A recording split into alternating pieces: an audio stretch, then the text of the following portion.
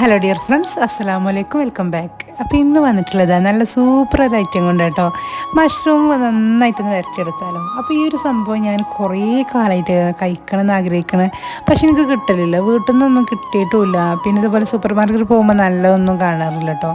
അപ്പോൾ ഇതൊന്ന് വീട്ടിൽ നിന്ന് കിട്ടണത് പോലത്തെ വിരിഞ്ഞത് ഇങ്ങനെ കണ്ടപ്പോൾ ഞാൻ ഒരു പാക്കൊന്ന് വാങ്ങിച്ചതാണ് കേട്ടോ.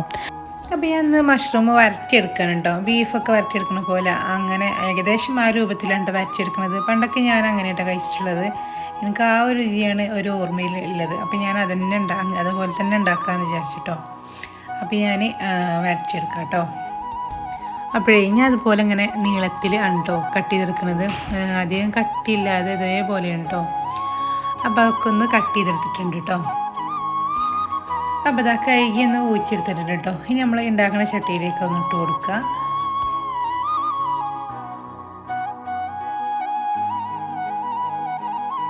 ഇനി ഇതിലേക്ക് പൊടികളെല്ലാം ചേർത്ത് കൊടുക്കുക കേട്ടോ. 2 ടീസ്പൂൺ മല്ലിപ്പൊടിയും 1 ടീസ്പൂൺ മുളക് പൊടി, 1 ടീസ്പൂൺ മഞ്ഞൾപ്പൊടി, പിന്നെ 1 ടീസ്പൂൺ കുരുമുളക് പൊടിയും കൂടി ചേർത്ത് കൊടുക്കണം കേട്ടോ. എന്നിട്ട് നന്നായിട്ട് കൈ വെച്ചിട്ട് തന്നെ മിക്സ് ആക്കി എടുക്കുക കേട്ടോ. ഉപ്പും ചേർത്ത് കൊടുക്കുക.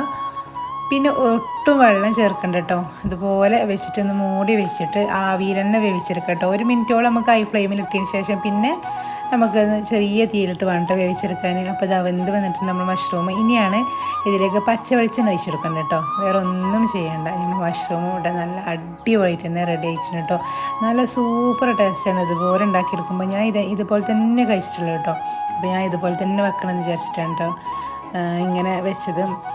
അപ്പോൾ നല്ല രസമുണ്ട് കേട്ടോ. അത് നല്ല ടേസ്റ്റിയാണ്. ഇങ്ങനെ ഉണ്ടാക്കിയിട്ട് വെളിച്ചെണ്ണ ഒഴിച്ച് കൊടുക്കണം. അപ്പോൾ ഇതാ വെളിച്ചെണ്ണ ഒഴിച്ചതിന് ശേഷം ഫ്ലെയിമൊക്കെ ഓഫ് ചെയ്തിട്ടുണ്ട് കേട്ടോ. അപ്പോൾ നന്നായിട്ടൊന്ന് മിക്സാക്കി കൊടുക്കുക. അപ്പോൾ നമ്മൾ വരട്ടിയ മഷ്റൂമും ഇവിടെ റെഡി ആയിട്ടുണ്ട് കേട്ടോ. അപ്പോൾ മഷ്റൂമൊക്കെ കിട്ടുമ്പോൾ ഇതേപോലെ ഒന്ന് ഉണ്ടാക്കി നോക്കണം കേട്ടോ. നല്ല അടിപൊളിയായിട്ടാണ്. അപ്പോഴേ ഇന്നലെ ഞാൻ തക്കാളിക്കറി ഉണ്ടാക്കിയപ്പോൾ അതിൽ കടുക് കൂടുതലാണെന്ന് 1-2 കമൻറ്റ് കണ്ടിട്ടോ. പക്ഷേ എന്താണോ എനിക്കറിയില്ല, ഞാൻ 1 സ്പൂൺ കടുകാണ് എടുത്തത്. പക്ഷേ ചെറിയ സ്പൂണാണ്. നമ്മൾ ക്യാമറയിൽ ഇങ്ങനെ നോക്കുമ്പോൾ സൂമിങ് ആയിട്ടാണല്ലോ എടുക്കൽ. അപ്പോൾ ഞാൻ അതുകൊണ്ടാണ് എനിക്കറിയില്ല. കടുക് നമ്മൾ കടിക്കണമൊന്നുമില്ലായിരുന്നു കേട്ടോ. കുറച്ചൊക്കെ ഞാൻ കടുക് യൂസ് ചെയ്യലുണ്ട്, എനിക്കിഷ്ടമാണ്.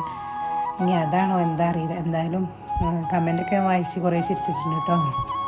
ഇനിയിപ്പോൾ ഇത്തിരി ഏറിയാലും കുഴപ്പമൊന്നുമില്ലല്ലോ അല്ലേ. കടുകല്ലേ നമ്മുടെ ശരീരത്തിന് നല്ലതാണല്ലോ. നമ്മളെന്തായാലും കടുക് വെറുതെ കഴിക്കൂല. ഇതേപോലൊക്കെ തന്നെ അല്ലേ ശരീരത്തേക്ക് എത്തുള്ളൂ. അപ്പോൾ അത് കുഴപ്പമില്ല കേട്ടോ.